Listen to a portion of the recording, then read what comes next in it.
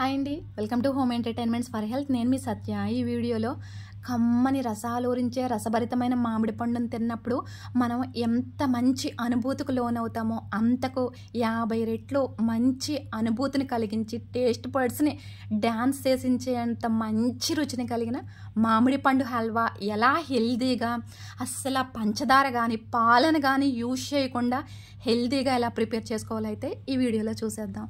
So first అయితే మామిడి పండ్లని ఒక 4 గంటల పాటు నీటిలో నానబెట్టి వాష్ చేసుకుని తీసుకోండి. ఇలా 4 అవర్స్ నీటిలో నానబెట్టడం వలన మామిడి పండులో ఉన్నటువంటి వేడంతా బాగా దిగిపోతుందండి.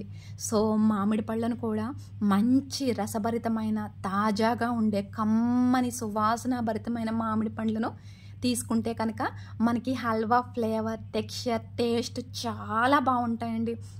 ఫ్రూట్స్ని వేడి చేసి వండడం అనే ప్రాసెస్ ఫెయిర్ కాదు, కానీ ఎక్కువ రోజులు నిల్వ ఉండాలంటే మాత్రం కాస్తంత వేడి చేయాలండి, ఒక్క 15 నిమిషాల వరకునే. ఈ విధంగా రసాన్ని, పల్ప్ని కూడా ఒక బౌల్లోకి అయితే మనం తీసుకోవాలండి. బంగినపల్లి మామిడి పళ్ళు ఈ హల్వాకి అంత బాగుండవండి. ఈ విధంగా రసం మామిడి పండ్లు అయితేనే బాగుంటాయి.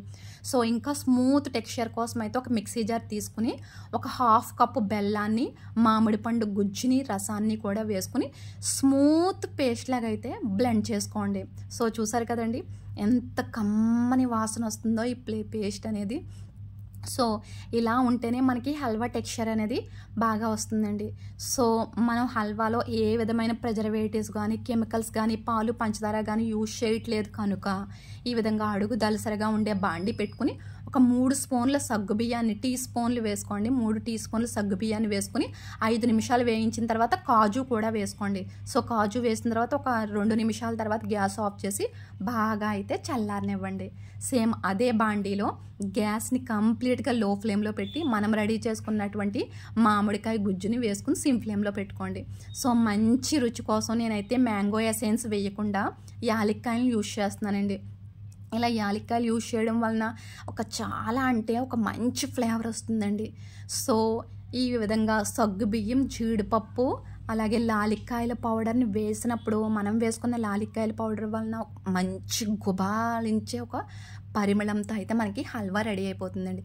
సో వేసుకుని ఈ సగ్గుబియ్యం, జీడిపప్పు, అలాగే ఇలాచీ పౌడర్ని కలిపి వేసాం కదా, సో అలా కలుపుతూనే ఉండాలండి. మనం కలపకుండా కనుక విడిచిపెట్టేస్తే 1 నిమిషం వరకు పర్వాలేదండి. 1 నిమిషం తర్వాత అడుగు పట్టడానికి ఛాన్సెస్ ఉంటాయి. సో ఫ్రీక్వెంట్గా కలుపుతూ ఉండండి. హల్వా రెడీ అవ్వడానికి అయితే 15 నుంచి 20 నిమిషాల వరకు అయితే ఈజీగా పట్టేస్తుందండి.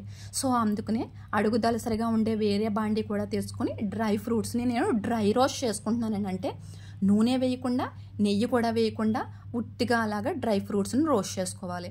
సో ఫస్ట్ అయితే బాదంని రోస్ట్ చేస్తున్నానండి. బాదం వేగడానికి కాస్త టైం ఎక్కువ పడుతుంది.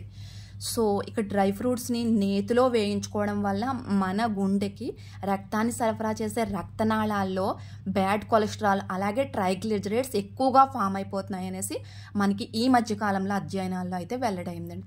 సో ఈ విధంగా డ్రై రోస్ట్ అయితే చేసుకోండి. సో చూసారు కదా, ఒక్క 10 నిమిషాలకైతే మనకి ఈ విధంగా వచ్చేస్తుందండి. 10 నిమిషాలకు.